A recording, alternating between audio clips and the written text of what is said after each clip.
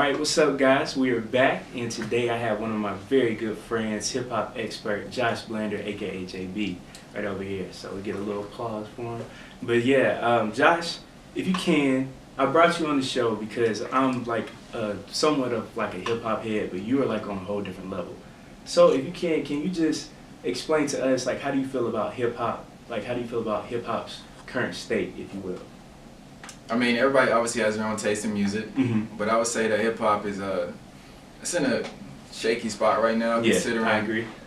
You know, the oversaturation of like the mumble rap era. A lot of rappers sound the same. Yeah. But I mean, every few years, hip hop goes through like a transformation where the sound is, you know, an acquired taste, and we're just in one of those moods right now. But you know, we'll get out. Yeah. Hey, most definitely. You already know we have friends like Joe, you know, aka El Jefe. We got EB, Nick, all those people at State, Nate, all those people, right? And we're always hearing like the same paradigm that 21 Savage, like I don't care what y'all have to say about him, like his flow is crazy. Thugger, same thing. Me and you, we like bars, we like consistency. So do you feel as though 21 Savage and Thug can like stand that test of time? Honestly, I can't even say right now because you think about it. I mean, there are a few rappers who can break the mold. They're not lyricists, but they can have that mainstream success. And it seems like Thug and 21 are doing it right now, and it may be just their time. Yeah. So I mean, test of time. I don't know. Maybe they may have a good 3-year, 4-year run after this, but who knows? Let's see. Cause Rich Homie, you remember that sophomore year, he was high, and then junior, senior year, he fell off. So with that being said, I feel like a lot of people don't know hip hop history, Josh. I feel like people see people like 21 Savage, Young Thug, excuse me, but they don't know about like the 5% Nation, 5%ers. They don't know about Rakim, about Public Enemy, all that stuff, like the 80s, the 90s, early 2000s. So how do you feel about most kids knowing about the Little Yachty's of the world, but they're not too aware about Rakim?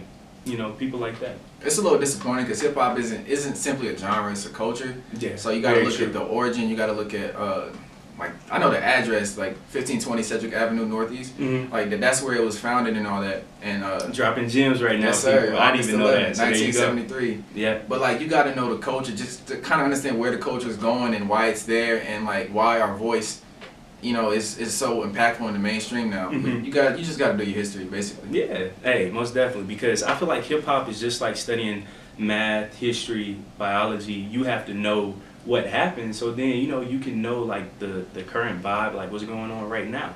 So also I was gonna ask you as well. We have people like Professor Daniel, who's like really cool, and he brought to me UGK.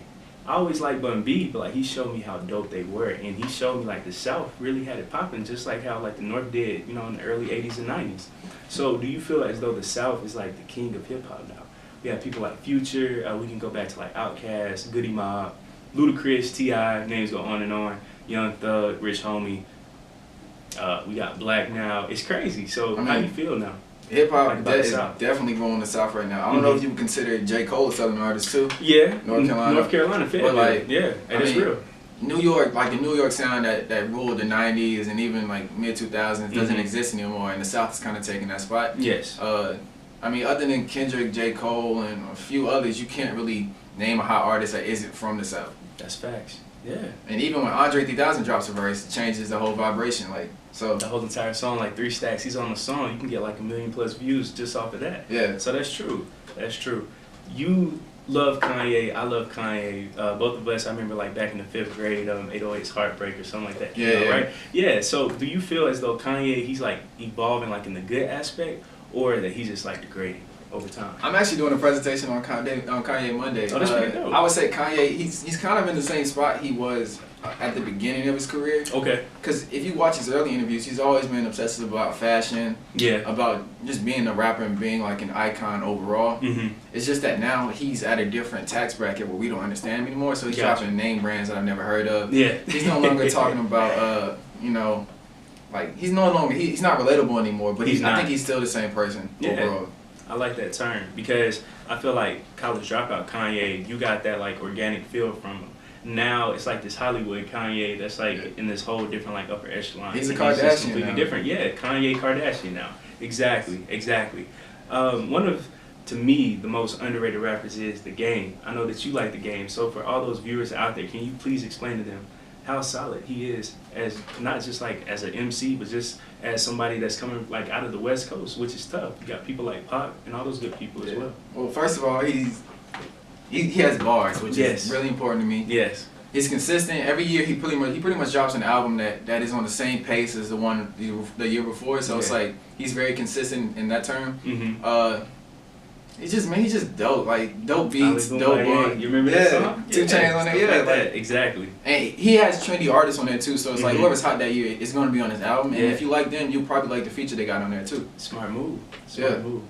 So, who would be your top 5 rappers right now? Top 5. Currently, not like all time, but just like right now.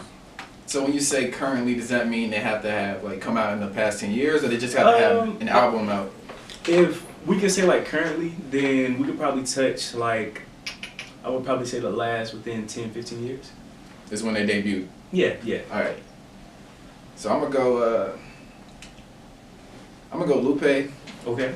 I'm gonna go. Hold on, whoa. I know a lot of people might just be like, I know JB, not just they're gonna stop listening to me after that. I know. Hey, Lupe. Hey, I'm listening to you. Lupe has bars. Yeah, like he's technically probably a top 5 rapper of all time, honestly. Jeez. Just technical. Trying to take it that far? Yes, man. Just like the way he constructs, like I write bars too, so it's like the way he constructs them. He's fitting all these like lasers. Double entendre, not lasers, man. Lasers, you know, alright. Lasers too much. It's kind of a pop album, but it's alright. But he fits so many things in the bars he says. Okay. So I got Lupe. All right.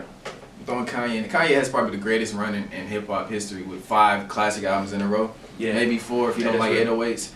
Nah, you gotta add 808s. Yeah, that's what I'm saying. Yeah. So 5. He changed the game with that one. The Game. We just talked about it. Yeah. Okay. I'm slowing up, man. I don't know. Honestly, because it changes a lot because it depends on who I'm listening to. I didn't hear a Cole in there. I don't like J. Cole. I'll put Kendrick in there. I'll put Kendrick in there. Okay, cool. So why Kendrick and why not Cole? Kendrick, I think he's a better rapper. Because J. Cole, he reminds me like he's a good rapper, but he's not like, there's nothing that makes him stand out to me. Sheesh. But Kendrick, like. Hold on, Josh. Good kid. I have to cut you off. Good Kid, Mad City, man. Come on. J. Cole, bro. Like, come on. How? He's good. For Your Eyes Only, like, how'd you feel like about that whole project? I didn't listen to the whole thing. I listened to bits and pieces of it, so I mean, I'm kind of talking outside of my neck right now. You sounded biased, Josh. You sounded biased. Hey, man. Cognitive dissonance. I feel you. So your top 5 would mainly be Lupe, The Game, Kanye, Kendrick, and then after that it honestly gets tough. Because you said last 10, 15 years, and I don't like a lot of artists from that. I'll give you 20. 20. So that would be like 97 then. That's like past. Who came out 97? I would say like Mos Def. A lot of people probably don't know who that is. I like Mos Def. Mos Def is a very underrated Bay now. Yeah. He actually retired too. Yeah. More science now. Yeah, so he's like real deep. He's a really dope artist. If y'all like, he has like a kind of a rock album too. Oh, that's and cool. He has like house music, so he does it all. House music is so underrated. Yeah. Professor Daniel, I remember. He actually like put me on to like house music and stuff like that. So yeah. But as you guys see, Josh is over here dropping gems. We're like nowhere near done. So we got you guys. Stay tuned and we'll be right back after this break. Thank you for watching Chillin with Caleb.